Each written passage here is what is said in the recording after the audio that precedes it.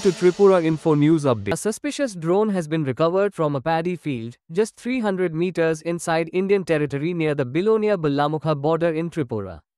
The drone was found close to the barbed wire fence that separates India and Bangladesh, triggering concern among local authorities. জায়গা বললাম আপনার নাম?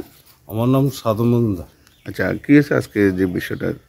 বিষয়টা হচ্ছে সকাল 7টার দিকে আর কি, আজকে সকাল 7টার দিকে আমাদের জমি বর্গা চাষ করে গোপাল পাল, ও জমিতে গিয়া এটা জমিতে পাইছে ড্রোন ক্যামেরা।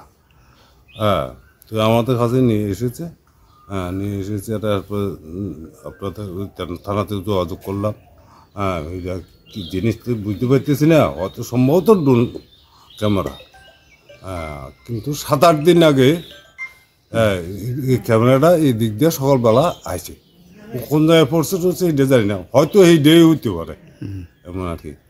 এটা কোনখানের মনে হইতেছে আপনার? আপনার এখান থেকে বাংলাদেশ সীমানা কতটুকু? বেশি না, কত 1-1.5 ফলম। আচ্ছা, কি মনে হইতেছে এটা?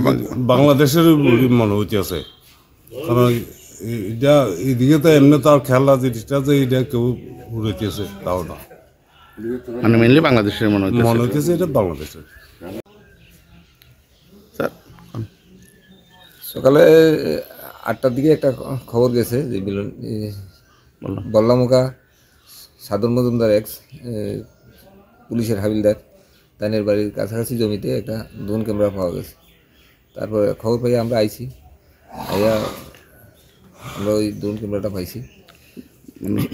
এটা কি তাদের বক্তব্য তো মানে অনেকদিন ধরে এদিকে আকাশে বাংলাদেশের সীমানা, এখানে বাংলাদেশ সীমানাতে উঠতেছে, তো তাদের বক্তব্য বলে যে হয়তো বাংলাদেশের হতে পারে। আপনাদের মানে দেখার পরে কি মনে হয়েছে যে এটার বিষয়?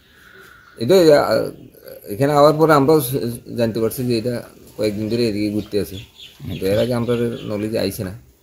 তো এটা সন্দেহজনক যে এটা হয়তো বাংলাদেশে হইতে পারে। Subscribe to Tripura Info and press the bell icon so that you never miss any latest updates and news on Tripura.